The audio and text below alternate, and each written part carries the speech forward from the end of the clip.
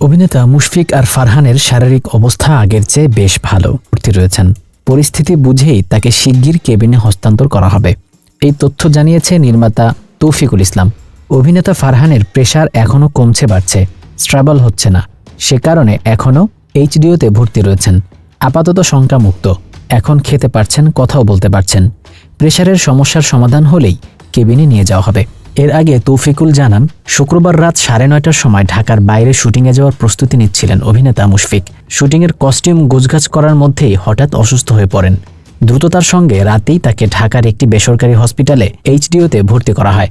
সেই সময়ে এই অভিনেতার প্রেশার 70 থেকে 50-এ নেমে এসেছিল, প্রেশার বাড়ছিল না। ফারহানের সহ অভিনেতা জয়নাল জ্যাক দুপুরে বললেন, গতকাল রাতেও সুস্থ ছিলেন ফারহান, বাসায় বোনের সঙ্গে কথাও বলেছিলেন, আর পরিচালক রুবেল আনুশের নাটকের শুটিংয়ে যাওয়ার প্রস্তুতি নিচ্ছিলেন। যতদূর শুনেছি, কথা বলতে বলতে হঠাৎই বেহুশ হয়ে পড়ে যান, সঙ্গে সঙ্গে হসপিটালে ভর্তি করা হয়। গতকাল রাতেই তাকে দেখতে গিয়েছিলাম। রাতে ধারণা করা হচ্ছিল তাপমাত্রা কমে যাওয়ার কারণেই এই অসুস্থতা দেখা দিতে পারে।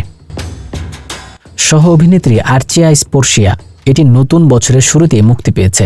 নাটকটি মাত্র 3 দিনে দেখেছেন 40 লাখ দর্শক। এটি ইউটিউব ট্রেন্ডিংয়ে শীর্ষে রয়েছে। নাটকটি পরিচালনা করেছেন তৌফিকুল ইসলাম। ফারহান তরুণ প্রজন্মের দর্শকের কাছে আলোচিত নাম, তার বেশিরভাগ নাটকই ইউটিউবে ট্রেন্ডিংয়ে থাকে।